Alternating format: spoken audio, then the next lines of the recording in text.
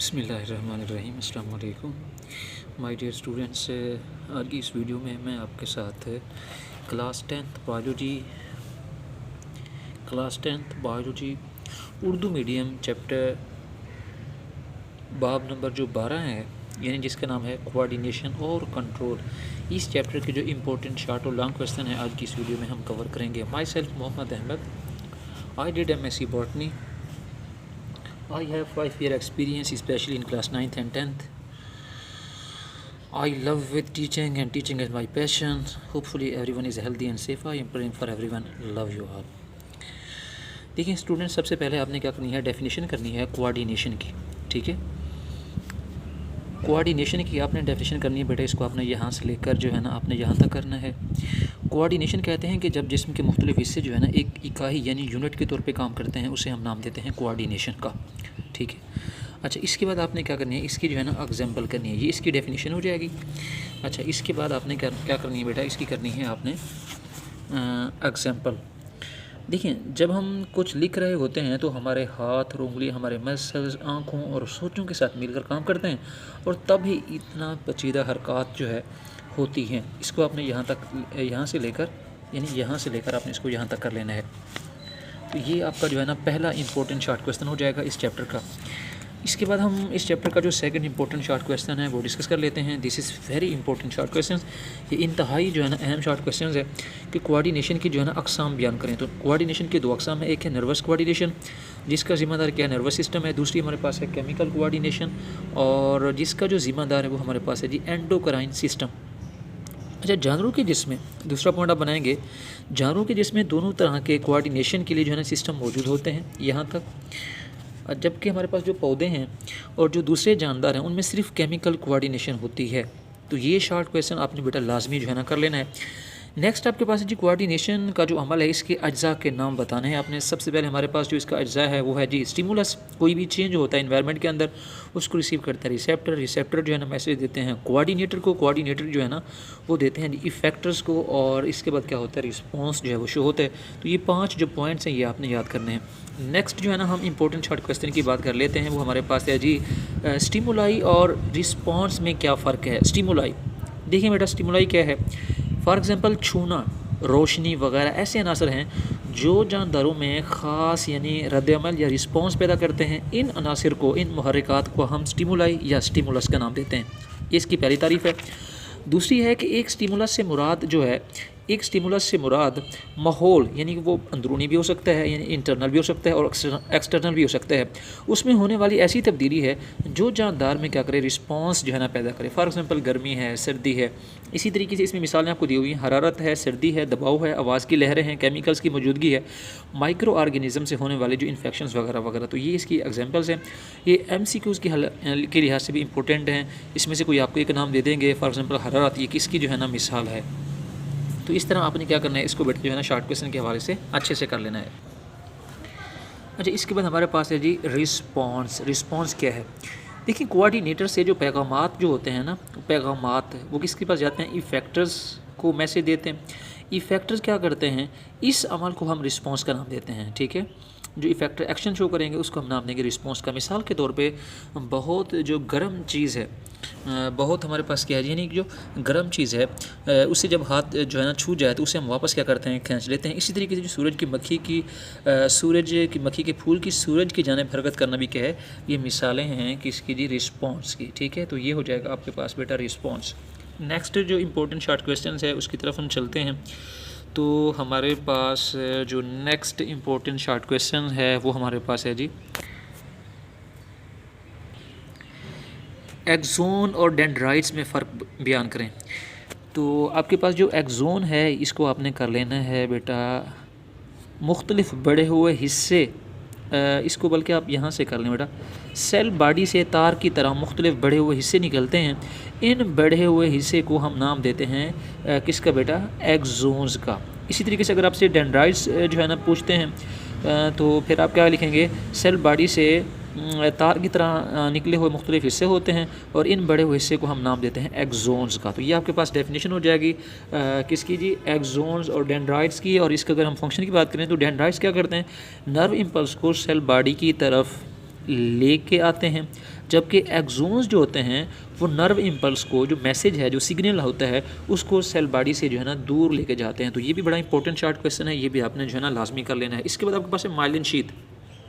देखें, जो हमारे पास शवान सेल्स होते हैं ना, शवान सेल्स, ये एक्सोन के साथ बाकायदा फासलों पर क्या होते हैं, मौजूद होते हैं। अच्छा, शवान सेल्स क्या करते हैं, एक्सोन के ऊपर एक फैटी लेयर जो है ना खारिज करते हैं, एक जो है ना फैटी जो तह है वो बनाते हैं, जिन्हें हम नाम देते हैं माइलिन शीथ का। तो ये शॉर्ट क्वेश्चन हो जाएगा माइलिन शीथ। देखिए, ये आपके पास जो है ना मोटर न्यूरॉन्स है, तो ये जो सेल्स हैं ना, इनको हम कहते हैं शवान सेल्स, और ये क्या करते हैं, ये जो है ना एक लेयर सीक्रेट करते हैं, जिसे हम नाम देते हैं माइलिन शीथ का।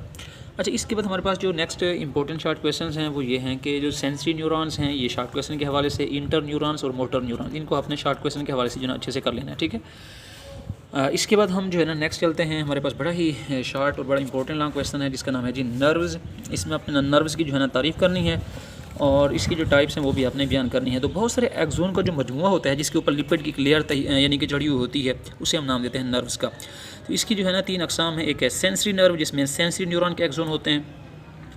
मोटर नर्व्स, जिसमें जो है ना मोटर न्यूरॉन के एक्सोन होते हैं। और मिक्स्ड नर्व, जिसमें सेंसरी और मोटर न्यूरॉन दोनों के जो है ना एक्सोन मौजूद होते हैं। अच्छा, नेक्स्ट हमारे पास, इसको आपने यहाँ तक कर लेना है। नेक्स्ट हमारे पास जो इंपॉर्टेंट शॉर्ट क्वेश्चन है वो है जी मेनिंजेस किसे कहते हैं। देखिए, क्रेनियम जो होता है ना, हमारा जो ब्रेन होता है, वो क्रेनियम जो होता है, क्रेनियम, ठीक है, बेसिकली ये होता है कि जो खोपड़ी का एक हिस्सा है, जिसे हम नाम देते हैं क्रेनियम का। तो क्रेनियम के बाहर जो है ना 3 लेयर्स हैं। क्रेनियम के अंदर, ये जो यानी क्रेनियम है ना, क्रेनियम के अंदर कितनी लेयर्स हैं, 3 लेयर्स हैं।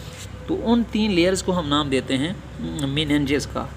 तो ये बात आपने याद रखनी है कि ये जो लेयर्स हैं ना, ये क्रेनियम के अंदर हैं। क्रेनियम के अंदर तीन जो है ना तहें दिमाग को ढांपती हैं, कवर करते हैं, जिन्हें हम नाम देते हैं मेनिंजेस का। ये मेनिंजेस क्या करती हैं जी, दिमाग की हिफाजत भी करती हैं, और अपनी कैपिलरीज के ज़रिए दिमाग के यानी कि जो टिश्यू होते हैं, जिन्हें हम नर्वस टिश्यू कहते हैं, उन टिश्यूज़ को ग़िज़ा और ऑक्सीजन भी मुहैया करती हैं। अच्छा, इसी तरीके से एक शॉर्ट क्वेश्चन है, what is CSF, cerebrospinal fluid. दिमाग के अंदर और जो हमारा स्पाइनल कॉर्ड होता है, या सेंट्रल जो कैनाल होती है, उसके अंदर जो कुछ जो है ना क्या होती हैं, खाली जगह होती हैं जहाँ पे फ्लूइड पाया जाता है, उस फ्लूइड को हम नाम देते हैं सेरिब्रोस्पाइनल फ्लूइड का। अच्छा, नेक्स्ट हमारे पास इंपॉर्टेंट शॉर्ट क्वेश्चन है बेटा, वो है जी थैलेमस, ये आपने कर लेना है, और हाइपोथैलेमस, ये दोनों जो है ना इंपॉर्टेंट शॉर्ट क्वेश्चन है, ये आपने दोनों जो है ना लाजमी करने हैं। नेक्स्ट हमारे पास ये जो आपको बेटा जो है ना ये लोब्स नज़र आ रहे हैं, ठीक है, 4 जो लोब्स हैं, ये आपने शार्ट और MCQs के हवाले से, तो ये बड़े ही इंपॉर्टेंट हैं। This is very very important, specially for short and MCQs, तो ये आपने लाजमी कर लेना है, ठीक है। अच्छा, इसके बाद जो है ना हम नेक्स्ट देखते हैं मेडुला ओब्लांगेटा, तो ये भी बड़ा इंपॉर्टेंट है शॉर्ट क्वेश्चन के हवाले से, तो इसको आपने शॉर्ट के हवाले से जो है ना कर लेना है।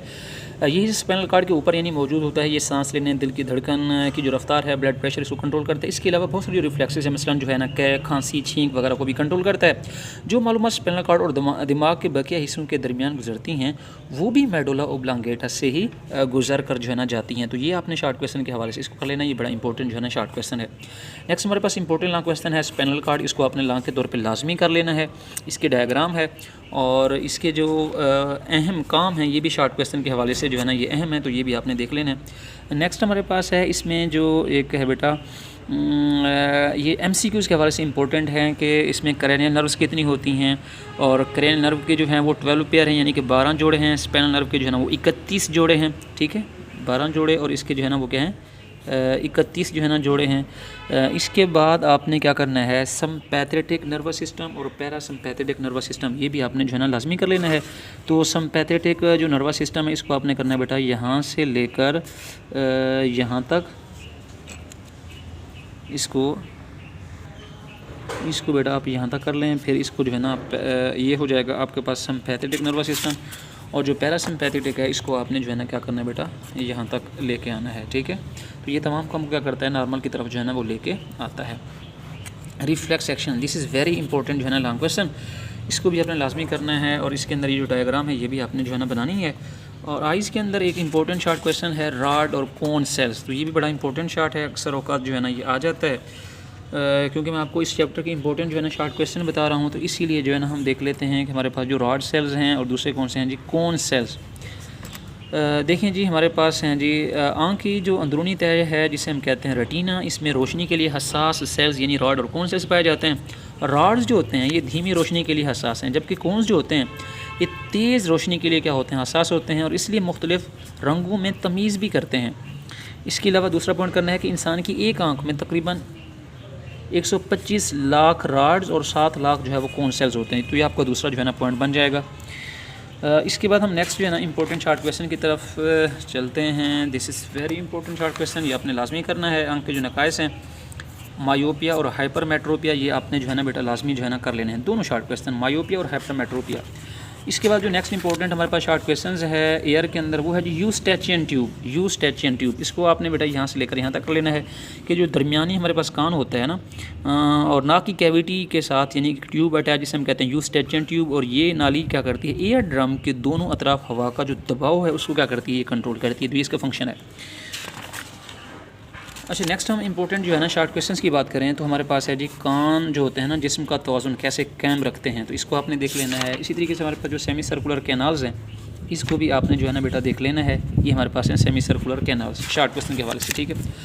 इसके बाद हमारे पास है जी डिफरेंस है एंडोक्राइन सिस्टम और एक्सोक्राइन सिस्टम। तो इसको जो है ना आपने क्या करना है बेटा, एंडोक्राइन सिस्टम इसको आप कर लें बेटा यहाँ से लेकर यहाँ तक, इसमें हार्मोन की डेफिनेशन भी आ जाएगी। इसके बाद ये एक्सोक्राइन, इसको आपने यहाँ से लेकर यहाँ तक कर लेना है। एंडोक्राइन वो होते हैं जिनके पास क्या होती हैं जो यानी डक्ट लेस होते हैं, और जो हमारे पास हैं एक्सोक्राइन उनके पास क्या होती हैं, ट्यूब्स होती हैं, और उन ट्यूब्स के अंदर क्या करते हैं, हार्मोन को जो है ना ये खारिज करते हैं। इसके बाद हम देखते हैं कि हमारे पास जो इंपॉर्टेंट शार्ट क्वेश्चंस है वो कौन सा है, वो हमारे पास है जी ऑक्सीटोसिन। ये शार्ट क्वेश्चन के हवाले से आपने अच्छे से कर लेना है। डायबिटीज़ इंसिपिडस और डायबिटीज़ मिलाइटस, ये भी बड़े इंपॉर्टेंट शार्ट क्वेश्चन है, इसको आपने यहाँ से लेकर यहाँ तक कर लेना है। इसको आपने जो है ना यहाँ से लेकर यहाँ तक कर लेना है। इसके बाद हमारे पास है जी कैल्सीटोनिन, ये भी शार्ट क्वेश्चन के हवाले से इंपॉर्टेंट है, ये आपने लाजमी करना है। और पेंक्रियाज, ये भी इंपॉर्टेंट है। लॉन्ग क्वेश्चन एड्रिनल ग्लैंड, ये भी इंपॉर्टेंट है, ठीक है। इसके बाद हम चलते हैं नेक्स्ट इंपॉर्टेंट लॉन्ग क्वेश्चन की तरफ जो कि बड़ा ही इंपॉर्टेंट है, और वो हमारे पास है जी फीडबैक मैकेनिज़्म। वो हमारे पास है जी फीडबैक मैकेनिज़्म। इसके बाद टेस्टोस्टेरोन और प्रोजेस्टेरोन, ये जो है ना आपने शार्ट क्वेश्चन के हवाले से कर लेना है, ठीक है। ये मेल के अंदर पाया जाता है जो कि सेकेंडरी जो सेक्सुअल करैक्टर्स हैं इनको कंट्रोल करते हैं। इसी तरीके जो प्रोजेस्टेरोन है ये भी जो हमारे पास फीमेल के अंदर पाया जाता है, और ये हार्मोन मादा के जो सेकेंडरी सेक्स करैक्टर्स होते हैं, मसलन मिसाल के तौर पे छाती का बढ़ना वगैरह वगैरह। अच्छा, ये जो फीडबैक मैकेनिज्म है ये बेटा आपने लाजमी जो है ना करना है लॉन्ग क्वेश्चन के तौर पे। इसके अलावा जो है ना फालिज, ये शार्ट क्वेश्चन के हवाले से, और मिर्गी शार्ट और लॉन्ग दोनों हवाले से ये भी इंपॉर्टेंट हैं। तो आज हमने क्लास 10th जो हमारे पास biology chapter coordination and control की इंपॉर्टेंट शार्ट और लॉन्ग क्वेश्चन आपसे डिस्कस किए हैं। Thank you very much. Stay blessed, stay connected, and thank you very much.